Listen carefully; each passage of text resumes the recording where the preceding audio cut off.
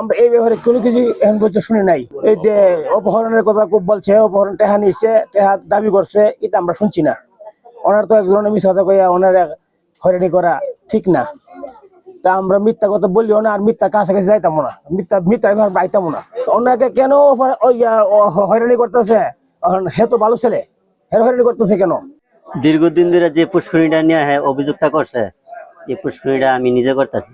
আমার বড় ভাই আছে ইকবাল, ইকবাল আর আমরা দুজনই পার্টনার মালিক।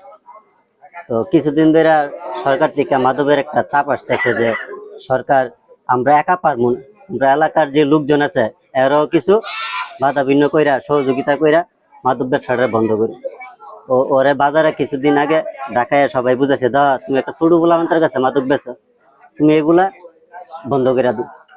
তো এই বিষয়ে আমরা যেহেতু রাজনীতি করি, দেন দরবার হইলে ডাইল আমরা যাই, গেলে এগুলার আমরা শুনুন লাগে, দেমন লাগে, দেখতে গিয়া হের আমরা বুঝাইছি, ঠিক আছে এগুলা কইরো না, যুব সমাজ নষ্ট করো না।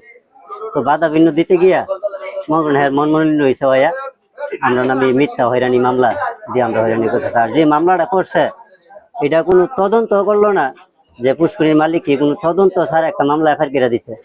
জাকির পাতারা টেকের সে মাদক ব্যবসা করে এবং মাদকের প্রতিবাদে ওনারে আমরা বাধা ভিন্ন করছি যে মাদক ব্যবসা করে না। আমার মনে হয় সে এই জন্য আমারে হয়রানিমূলক এই মামলাটা দিছে, মিথ্যা মামলা। আমি মামলার ব্যাপারে সে যে বলছে 70,000 টাকা নিছে, আরে আমি মনে হলো অপহরণ করছি, এগুলো সব মিথ্যা। আমি পুলিশ প্রশাসনের কাছে সঠিক তদন্ত চাই, সঠিক তদন্ত কইরা এরা যাচাই বাছাই করে আমার যাতে হয়রানি না করে। অপহরণের মামলা দিয়া তাদেরকে হয়রানি করা হইতেছে। আমার ধারণা সেই যে মাদক ব্যবসা করে, জাকির নামে যে লোক মাদক ব্যবসা করে, বাজার একটা মাদক বেচে, ছোট বাচ্চারার কাছেও বেচে। তারপরে এইগুলি নিয়ে সেটা কয়দিন আগে 10-12 দিন আগের একটা ঘটনা, সে ওই 10টা মুরগি চুরি করে একজনে নিয়ে দিছে, চুরির মুরগির বদলায় বড়ি দিয়ে দিছে ইয়াবা ট্যাবলেট।